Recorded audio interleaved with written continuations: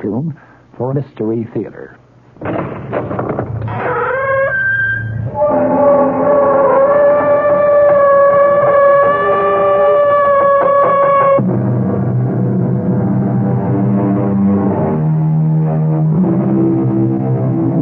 Come in. Welcome. I'm E.G. Marshall. Welcome to the world of your own terrifying imagination. Mark Twain once said, "Everyone talks about the weather, but no one does anything about it." The same thing might be said of the state of morality in the world today. Everyone talks about immorality and corruption, but no one seems to do anything about it. Can we do anything about it?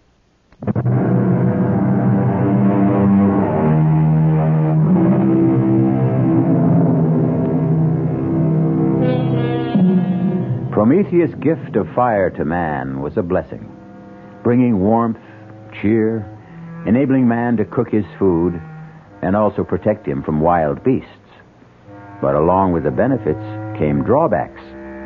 Fire proved to be destructive, and sometimes deadly, and man used it often to destroy. Thus was born the warning, "Don't play with fire." However, those who created one warning didn't follow their own advice, and they inevitably learned that they should have. Bob! Bob! Over here! Ava, I wired you not to meet me at the plane. I had to. Bob, I'm so glad you're here. Darling. I've missed you. Me too, darling. I know I shouldn't have sent you that silly cable, but, Bob, I am so frightened. It's all right now. It is all right. No, it isn't. I know how important your China trip was to you, but I had to bring you back. I tried to handle this myself, but it's Handle just... what? Not here. Let's have a cup of coffee and I'll try to explain.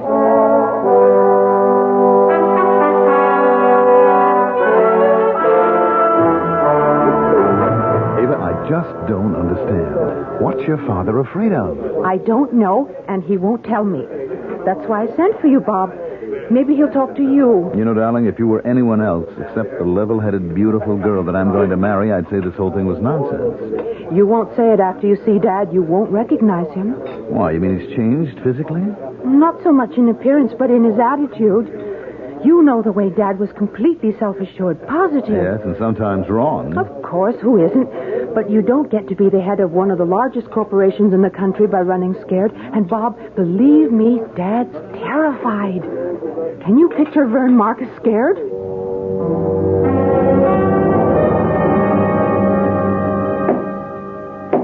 What's going on, Vern? Oh, nothing much, Bob. Just having my study remodeled. It looks like you're making it into a bank vault. You going to store your money here?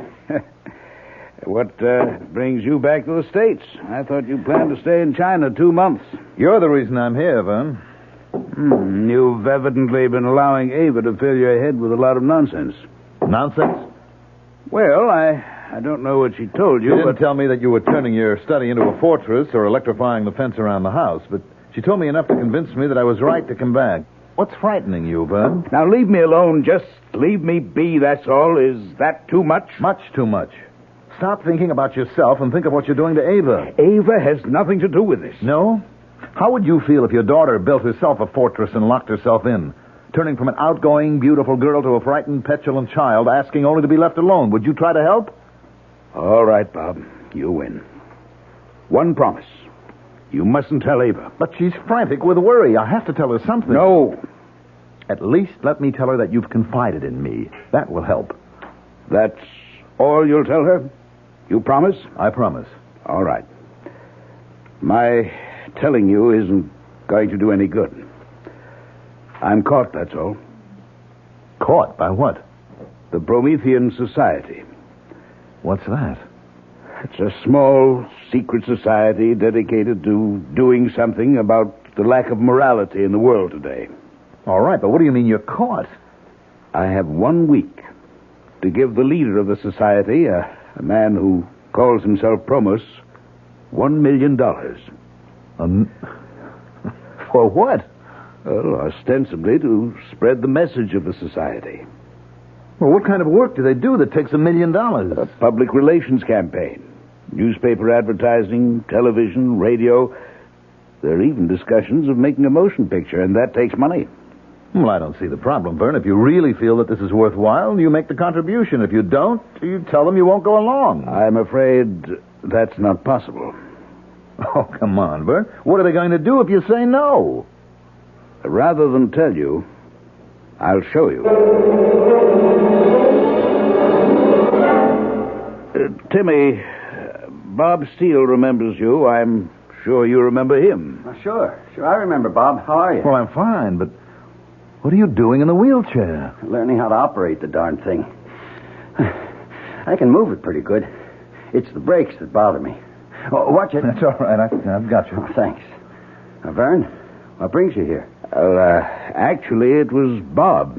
Bob? What can I do for you? Well, Vern seems to be passing the buck. I'm trying to find out what's got him so uptight, and he told me that... What have you done, Vern? What have you told him? Well, nothing yet. You see, Ava cabled me in China because she was so worried, and I came back to try to help. How much have you told him, Vern? Well, about our joining the Promethean Society, and that they've asked me for $1 million in contributions, and they asked you for half that, and you didn't pay. Well, Bob wanted to know what happened to you, so I brought him here to show you. You want to see what happened to me, Bob? Unwrap the blankets around my legs. What? Do as he says. And look at his feet. Good Lord. What happened? 3rd-degree burns. The doctor tells me scar tissue will take about 6 months to form. Oh. And then I can start to learn to walk again. How did it happen? Well, I was here, in my house. One day, my feet just burned up. Tell him, Timmy. That day was just 2 days after you refused to contribute the $500,000 that Promos had requested. Ava, darling, get off my back. Oh, Bob, what's happening to us? Why are we so ugly to each other? Because something pretty ugly is going on. And you don't think I'm old enough to be let in on it? Look, I've already explained to you that I gave your dad my word. Well, at least tell me how you're going to help him. Will you be satisfied with that? I guess I'll have to be. All right. You remember me telling you about a buddy of mine in Vietnam? I think so. His name was Brian. Brian? Yes, Brian Casey. He went from Marine Sniper Scout to the Chemical Warfare Branch, and now he runs a private detective agency. Now, he should be here in 5 minutes. Wish us luck. I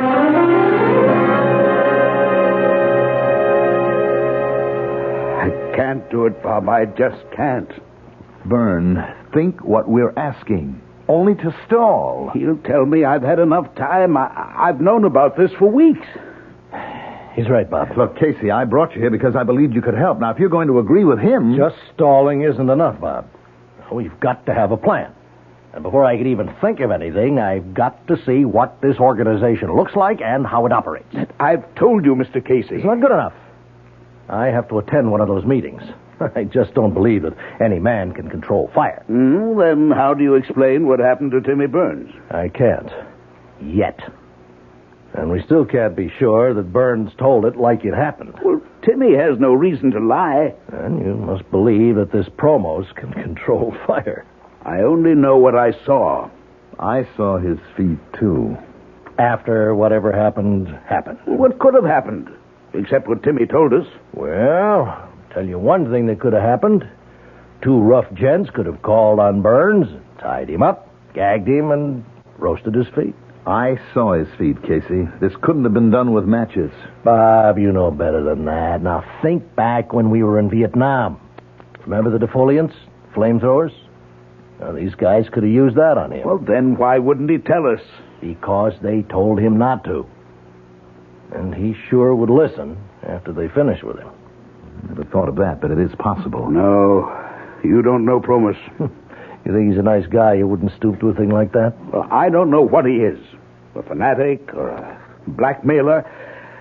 But there's an aura of power about him and a certainty. Now, I don't know, but I'm sure that he doesn't have to use others. And certainly not thugs like you described. Well, that's why I have to meet him and see his operation. That's the only way I can help. And I don't see what good that'll do. Let's look at your options, Vern. 1, you can pay.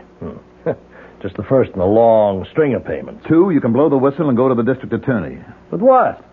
Tell him you joined the secret society willingly, that it's dedicated to restoring the moral tone of the world, and that you've been asked for a contribution. That's why I haven't considered the police. Or 3, you can believe me when I tell you that Casey here is the toughest, most competent, and most highly trained private operative I know, in addition to being a buddy of mine from Vietnam. I'm not downgrading Casey. I just don't see what he offers.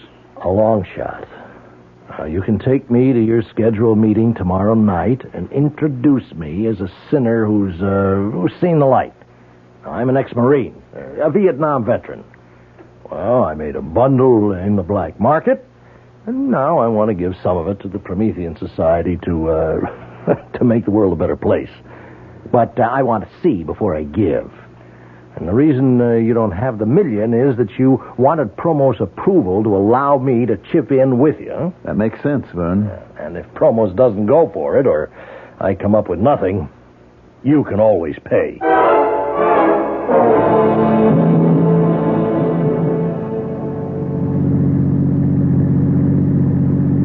How you feeling, Vern? Nervous.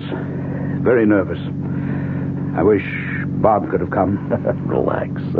Just do it the way we rehearsed it. You were letter perfect. But what if Promus asks me about... No. I'll handle the questions if they're about me. Now, clue me in again on the way this affair is run. It'll take your mind off what's worrying you. Well, the members all gather in the clubroom. Very austere, but comfortable. We generally chat with each other, and then when a gong sounds, we go into the assembly hall. That's a large room. I think it used to be a ballroom. It's been fixed. It has a stage at one end with a platform. And that's where Promo stands when he talks. That all? Well, there's the fire, but you know about that. At a certain point in his address, he raises his arms and extends them in the white and gold robe. And suddenly, he's consumed by fire. But it never burns him. Never. And you have no idea where the fire comes from? None. We've all talked about it. At first, we thought it was some magician's trick, but we can't be sure. You never had the stage checked out? Well, we talked about it, but we never did. Here we are. You know, you'll have to meet Promos before you can get into the meeting. All you have to do is introduce me. The rest will be up to me.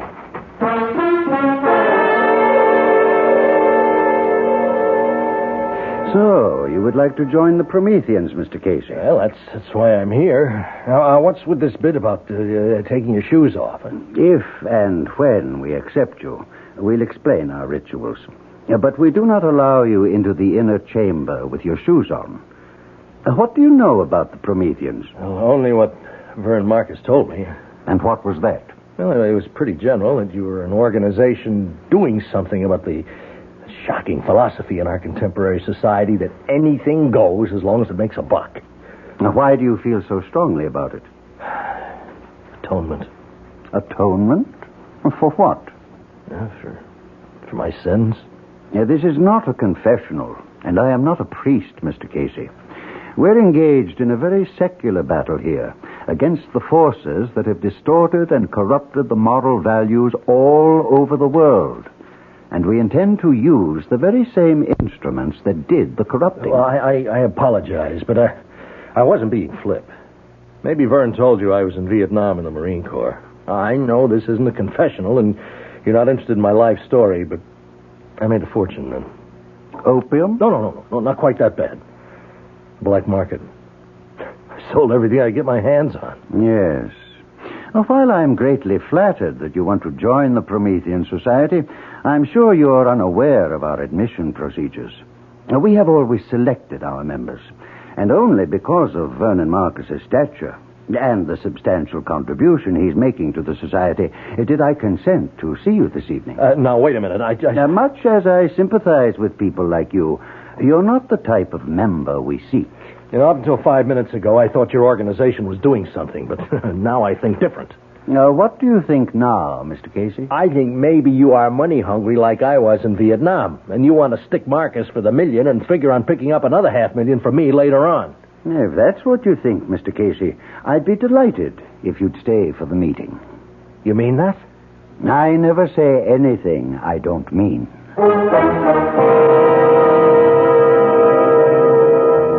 The world is made up of believers and non-believers. The two disparate groups argue about anything and everything, from the existence of ghosts to the importance of dream research. But few of the arguers ever get down to gritty reality. In just a moment, Brian Casey will see for himself the existence and power of Promethean fire as controlled by Promos when we return with Act Two.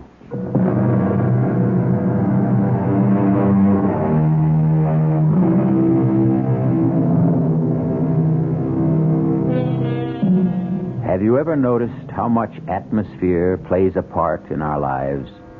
For example, it would never occur to anyone to hold a seance in a subway. And although the Promethean Society did not feature ghostly voices and trumpets and tambourines, its inner room or shrine was austere and impressive, with straight-backed chairs and organ music setting the proper atmosphere. The only light came from two flaming braziers on either wall. Promos, resplendent in a white and gold robe, stood at a lectern on a slightly raised stage. Welcome, Prometheans. Just as Prometheus brought man the gift of fire centuries ago, so are we dedicated to remind man that his salvation lies not in unbridled freedom and corruption, but in shoring up the wavering standards of morality and truth. Tonight, we extend a welcome to Brian Casey, a man who has indicated his desire to join with us, and who, after he has passed our scrutiny and been accepted, will undergo the rites of purification with which you are all familiar.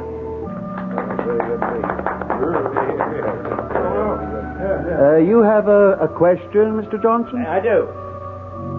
As everybody here knows, I'm a businessman, and like everyone here, I joined this society with very high hopes. Yes, Mr. Johnson. Well, put it bluntly, the hopes haven't been realized. Could you be more specific? Well, we all know it takes money to mount a campaign of the proportions you outlined to us, and we all contributed at the onset. Now, some of us have made further and exceedingly generous contributions, and I still haven't seen anything that, in a business sense, would justify these outlays. You are asking for an accounting? Well, I'm asking for some sort of indication that something's being done. You ask for a sign, a hopeful sign, which you expect to find on the page of a ledger. No. And you shall have it. Deucalion, bring Mr. Johnson the ledger. No, I didn't mean to imply that... Hand it to him, Deucalion. Look, Promos, I didn't mean to upset you. I only asked, as any businessman would ask, to get some idea of where the money... Take it. Well, now, look, this is ridiculous. Do you want me to look at it now? Yes, take the ledger. And now, Prometheus, O fire-bringer, give our friend a sign. A sign, O fire-bringer, a sign. The ledger's on fire. Drop it, Johnson, drop it.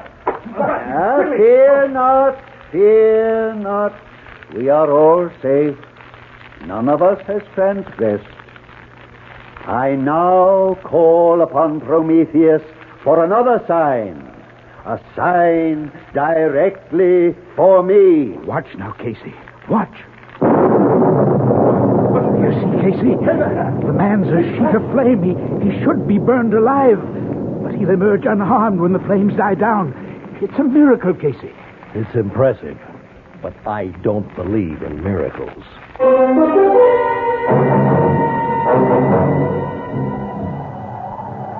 Well, Casey, what did you think of the meeting? I can shake you up pretty good.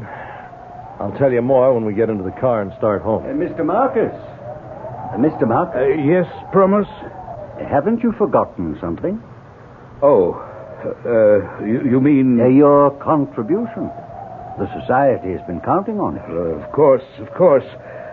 You understand that I've had some difficulty in... You've had plenty of time. I know. But I can't...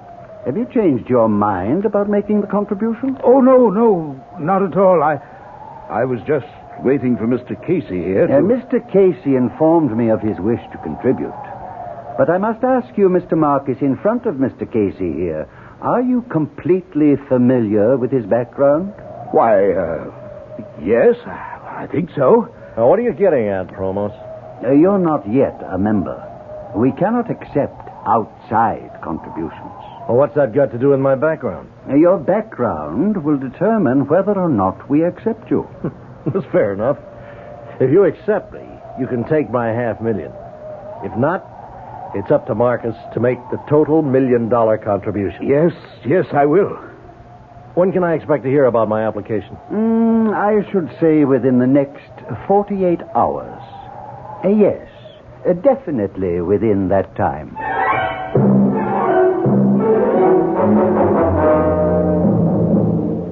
Well, now that we're back home, Casey, what do you think? Phony is a $4 bill. Well, what do we do? Blow the whistle, Bob. Go to the DA. Raid the joint. I guarantee you'll find all sorts of gimmicks that produce the fire Promos uses. You're being blackmailed. You don't want to give the Promethean Society $1 million, do you? No. Yeah, but you're afraid that if you don't... Stop right there. Now, you saw what happened to Timmy Burns. That's what I'm afraid of. Do you have any explanation as to how Timmy's feet were so badly burned? Oh, not at the moment.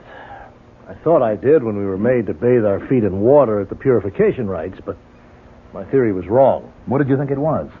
I thought, Bob, there might be some delayed action chemical in the water which might have caused the burns. But I checked my feet after I got home. Nothing. Just plain water. Well, what's the next move, then? Now, before we talk about any next moves, I need a straight answer to two questions. One, can either of you guarantee that nothing's going to happen to me? Two, if we call in the police, can they give me the same guarantee? The answer to both questions must be no. Casey, thank you for your trouble. I'll send you a check. It's been nice to meet you. Goodbye. Now, wait a minute, Vern. You haven't heard... I've heard all I need to. It's not your skin that's in danger of being charred. Neither of you have anything to risk. I've made my decision. I'm going to pay.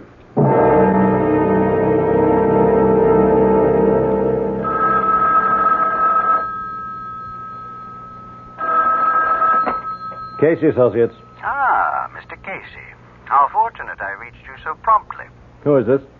You don't recognize the voice? Promos? Exactly. I don't suppose I have to spell out our decision on your application. I don't understand. Oh, come now, Mr. Casey. The little game is over. Since I've called you at your office, you must realize I know you're a private investigator. So? Well, surely you don't expect the Promethean Society to... I'm a private investigator. Now, does that make me a second-class citizen? If you've done any checking at all, you found out that I was in Vietnam and that the rest of what I told you is true. Please don't excite yourself, Mr. Casey. Private investigators are, by nature and profession, skeptics. Philosophically, you can't possibly be attuned to our lifestyle. Therefore, it's my irrevocable decision to refuse you membership. I called because I wanted to tell you this personally. Okay.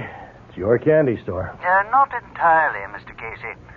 Although my instincts tell me you don't accept it, there is a god involved. You remember Prometheus? Look, Promos. I would like to hire you, Mr. Casey. What? You do undertake assignments that are of a protective nature? Yes, but It would be to our mutual advantage if you would. I have reason to believe that my life may be in danger.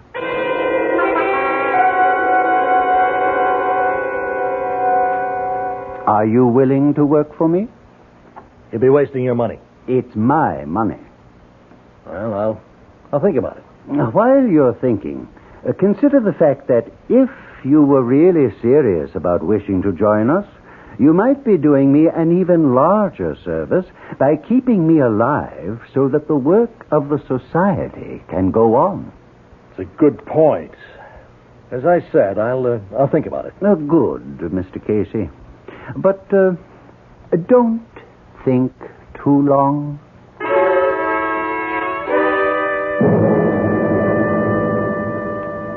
I'll tell you, Mr. Marcus, he's getting nervous. Otherwise, he'd never have tried to hire me. Maybe it's true. No way. Promos needs protection as much as an intercontinental ballistics missile. You agree with me, Bob? Well, it looks that way. Well, I don't see how it changes my situation. I still have 24 hours to pay. Correct. But if he's running scared, and it looks like he is, then he's got something to be scared about. Look, he's very big on Greek mythology with all this Prometheus stuff, but he's got to have an Achilles heel somewhere, and he's afraid we might find it. Excuse me. Hello? Good evening, Mr. Marcus. I'm not taking you away from anything, am I? Oh, nothing important? Fine. I called to ask if you were aware that the guest you brought the other night was a private investigator. You mean, Brian Casey? Yes. Well, does that disturb you? Somewhat. A man of his type is hardly Promethean society material. I'm sorry if I made an error in judgment. It thought... doesn't matter. I've just called to tell you that Casey will not become a member, and therefore you are responsible for the entire $1 million contribution. You understand? Yes. Yes, I understand. My feet! Oh, my feet! They're burning! What? Get something! Water! Something! Burning. Quick! Oh, I'm burning! In the kitchen. Pale. Are you talking to me, Mr. Marcus? I'm sorry. There's some trouble here. No, I'm sorry, but... You'll have the money tomorrow night. Goodbye. Call a doctor! Help me! Don't roll your feet under your body. Here's a pail of ice water. Get your feet in here, quickly. Merciful Lord in heaven. Look at the water, Bob. It's boiling.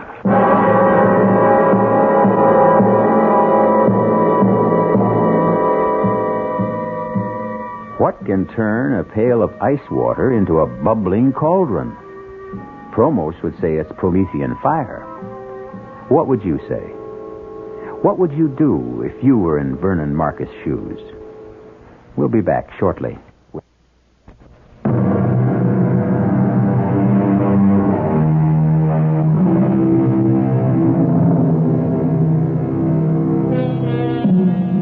If any human could control fire, he could easily rule the world, unless this power was granted to him by Prometheus and could only be used when Prometheus gave his permission and blessing. That is the claim of Promos, the head of the Promethean Society. We return to our story to find Brian Casey in a wheelchair, with his feet badly scarred and burning for revenge.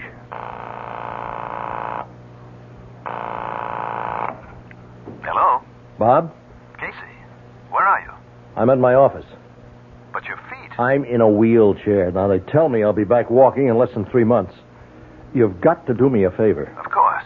When's the next meeting of the Promethean Society? Now, look, Casey, I don't want to interfere, but don't you think you ought to lay off now? Tell me. Then I'll ask you the favor. The next meeting is this Friday night. Did Marcus pay the $1 million? He's handing it over tonight. Where? Well, I don't know, but... Listen closely. I want you to persuade Marcus to invite Promos to a big shindig at his house tonight. I don't know whether... It shouldn't be too hard, but it's vital. Now, why wouldn't a guy come to a party to pick up $1 million? Casey, you ought to know better than anyone that Promos isn't just a guy. We both know he likes money. Now, Marcus can say that he wants to make a big publicity deal out of the party. There'll be a lot of tycoons there. Now, it'll be an opportunity for Promos to meet them. Some of them should be interested in the Promethean Society. And think of the impression it'll make when Marcus hands over the $1 million. Well, it's a point. It'll work.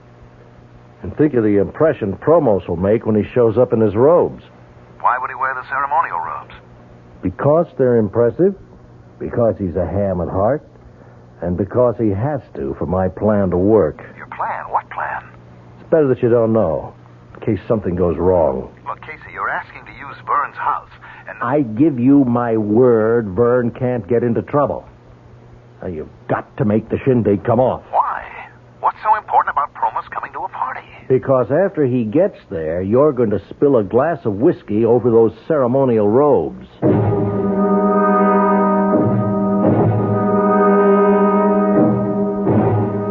You've reached 518-8028. If that's the number you want, you'll know I never talk on the phone. You got 40 seconds to state your name and business after you hear the beep. This is Casey. I need you for 2 jobs at the same place. Now, we never have played games, Whitey. This one's rough. It can go all the way. But it's important to me. Now, I'd have come personally to talk to you, but I'm in a wheelchair. I need you, Whitey. Well, I hope you have good news for me, Bob. I did what you wanted. Promos is coming? Yes. It was easier than I thought. How'd you bring him around? I told him we owed you a favor. If this works, bring yourself a favor. Look, you were kidding about me spilling a drink over Promos, weren't you? I've never been more serious in my life. If you don't do that, there's no point to the party. Well, what in the world? Be clumsy, a little bump, and there goes the drink all over his robes. Now, you're terribly apologetic. Insist on having them clean for him. You can improvise the routine. Yeah, I guess. You still want me flying blind, huh? Until Thursday. There's a second part to this operation that has to come off before we stand a prayer.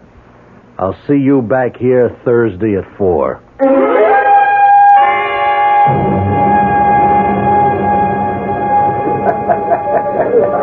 Bob? There's something very strange about this party. Nonsense, darling. I'm having a ball. Well, who's this Promos? Oh, he's quite a guy. Does he have anything to do There with... you are, darling, enjoying the party? Oh, excuse me, Vern. Ava, do you want a drink? No, thank you. And you don't need another either. Honey, we're not married yet. Dad, Yes? I want to talk to you about this party. Later, dear, after it's over. Where did you meet this man, Promos? Now, please, this isn't the time to... Well, he's the one who's been giving you the trouble, isn't he? I've told you, Avie, this is the wrong time for me to explain. You'll tell me later? If I can. Ava, darling, you don't know what you're missing. This bartender really knows how to mix a drink. Why would Dad give this man $1 million? Probably because he believes in the Promethean Society. Ridiculous. Don't say that until you've met Promos. He's impressive. He's a creep. Come on, let's go over. I'll introduce you. You may change your mind. Promos. Ah, Mr. Steele. And this, I take it, is your bride-to-be. That's right. Ava Marcus. Delighted. And congratulations to you, Mr. Steele. Oh, thank you. Oh, you're not drinking? Only wine. Excuse me now. Oh, please don't go yet, Promos. We haven't really had a chance to talk. What's up, Bob? Your glass. Oh, I'm so sorry. Clumsy fool. Bob, you spilled your I'm drink. terribly sorry. I don't know how that happened. Somebody must have pushed my arm. You did. Pushing it up to your mouth. Well, I'll have your robe cleaned, of course. No. No, thank you. Oh, I insist. It was an accident. There's no need to make a case out of it. My clumsiness. I'll have it cleaned and sent over to Society headquarters. I wouldn't think of it. Now, no offense, Mr. Steele, but this is a ceremonial robe, and I'll see to the cleaning myself. Oh, right on time, Bob. Come on, sit down. How are you feeling? Coming along. You managed to spill the drink over the robe? Yes. How did he react? Well, he blew up, naturally. I offered to have the robe cleaned. And he wouldn't allow it, huh? How did you know?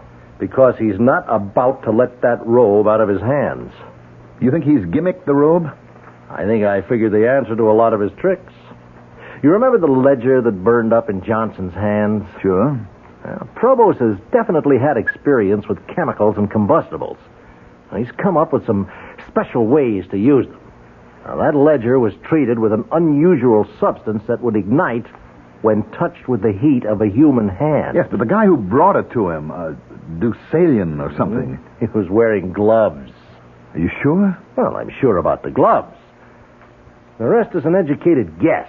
I learned a lot about chemicals in Vietnam. Well, how does the robe come into it? I just finished looking over Promo's ceremonial robe. How'd you get it? Remember Whitey Phillips? Where did you find Whitey? He's got a locksmith business. I can't believe it. Forgive me for laughing, but that slick crook, a locksmith, is just too much. Well, it's a perfect business for Whitey. Now, he was here 10 minutes ago.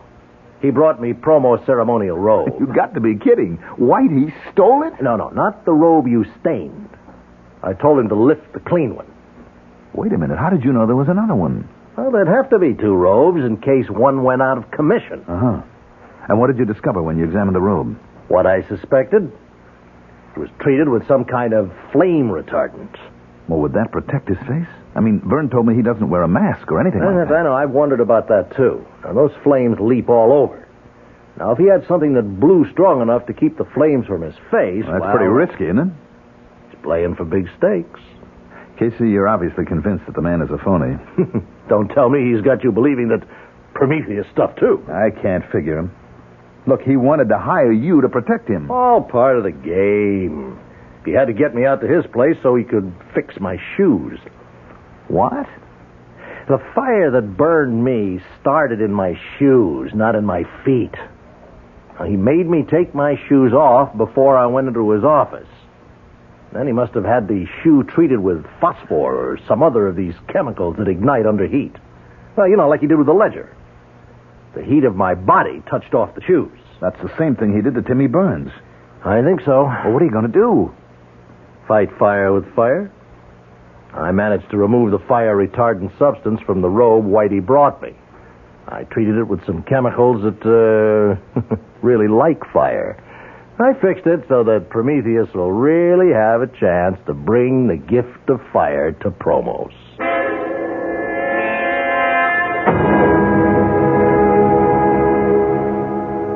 Whitey made it. Are you sure?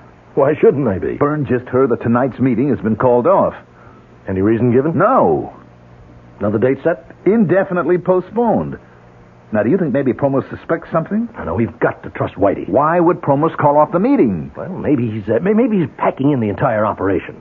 With Marcus Million, he may figure he's had it. Now, that leaves us up the creek. Only one option. We have got to get that meeting rescheduled.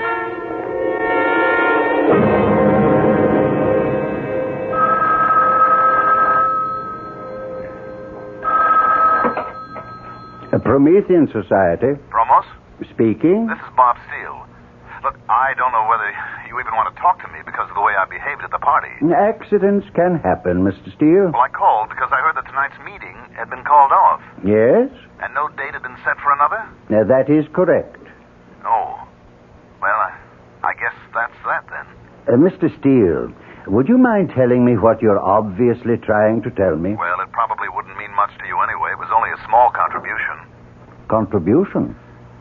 From whom? From the group that I represent. You probably don't know them, but we're setting up an import-export business with China, and I talked to them about the society and you, and of course I could only tell them what Byrne had told me, but they were very impressed. And what has all this got to do with tonight's meeting? Well, it was kind of a wild idea to start. Without meaning any offense, Mr. Steele, I find it extremely difficult to follow what you're saying. Well, I apologize. I guess it's because of that spilled drink. I still feel embarrassed. I think I ought to just forget the whole thing and return the briefcase with their money. I think it would be a lot better and clear up a confusing situation if you came here and told me just what you have in mind. I'm sorry I took so much of your time, Promos, but I'm sure you understand how my group feels. I'll just take the $50,000 back and explain to them that I couldn't witness a demonstration. You are always apologizing for the wrong things, Mr. Steele. First you spill your drink on me. Now you say you're sorry for taking my time when I asked you to come here. But you don't apologize for putting me in the position of a cheap magician putting on a magic show for money. I never intended anything. Now, what did you intend? Just what did you tell these business associates? That I was some kind of sideshow freak who would become a fire swallower for a fee? What's the name of this game you want me to play? I'm terribly sorry. You're sorry? You've not only insulted me, but Prometheus. Well, I guess there's nothing for me to say. Oh, yes, there is. I'll give you something to say. Go back to your associates and your father-in-law and tell them they can come tonight and see Promos and the Promethean fire.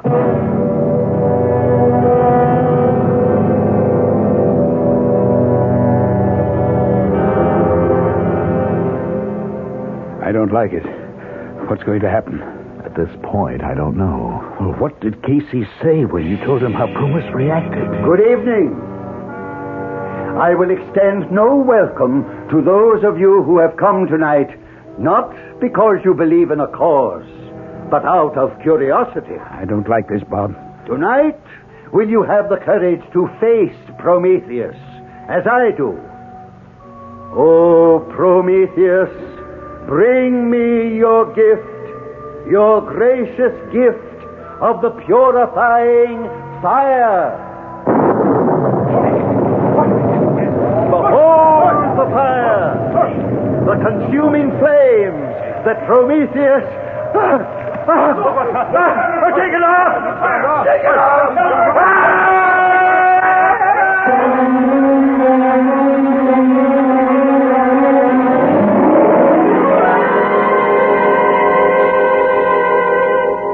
Those who live by the sword die by the sword. The man who called himself Promos, who lived by fire, died by fire. A flaming, horrible death. A warning to whom? To criminals, and perhaps a warning from Prometheus not to misuse the gift he brought mankind. I'll be back shortly. Our cast included Julie Newmar, Mandel Kramer, Earl Hammond, Guy Sorrell, and Sidney Walker. The entire production was under the direction of Hyman Brown. Radio Mystery Theater was sponsored in part by Sign-Off, the Sinus Medicines, Anheuser-Busch Incorporated, Brewers of Budweiser, and the Kellogg Company, makers of Kellogg's Special K cereal. This is E.G. Marshall inviting you to return to our Mystery Theater for another adventure in the macabre. Until next time, pleasant dreams.